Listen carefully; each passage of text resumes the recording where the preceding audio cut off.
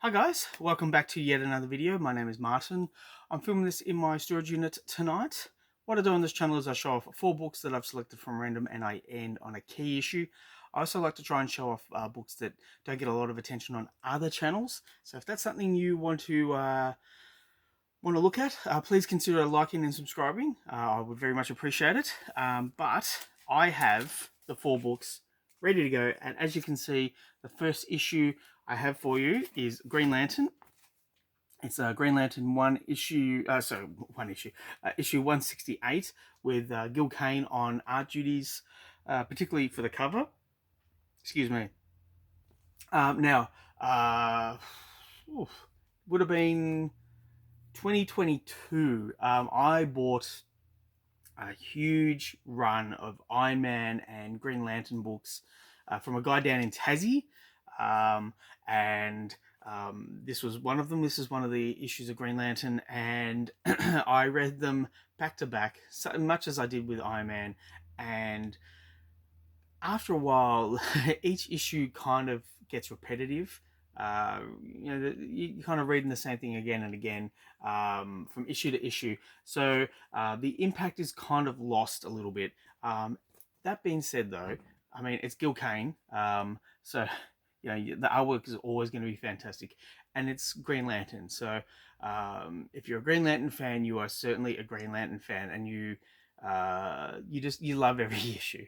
And I did enjoy them, but for my money, the '90s series was where it was at. I preferred the '90s series rather than the. Well, when did this come out? I don't even know. '80s. It would have been the '80s because look, we got an ad for Superman 3, which was definitely in the '80s. That being said, though, I don't want to deride this issue because this is a really nice cover. Um, and let's just have a look.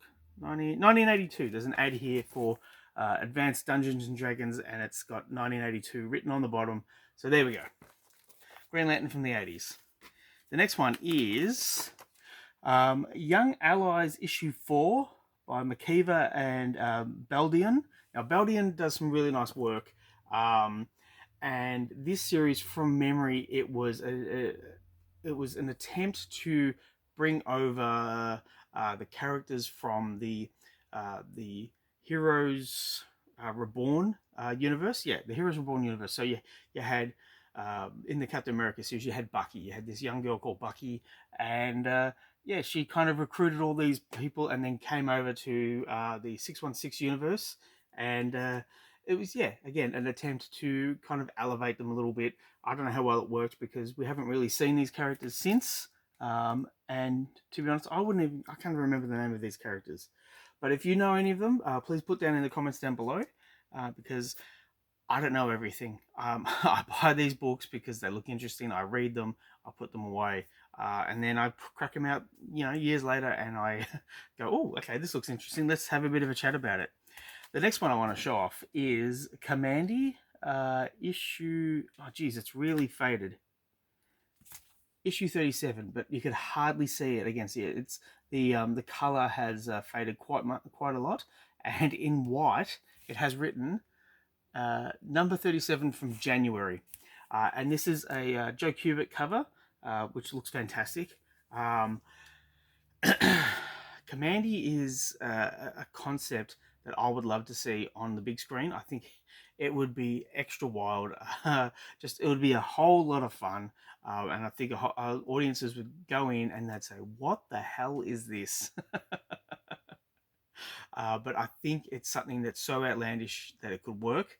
And yeah, so Jack Kirby's he's since left the series. I don't know how many issues he did. I think it was only maybe, I think I'd hazard a guess and say 10 or 12.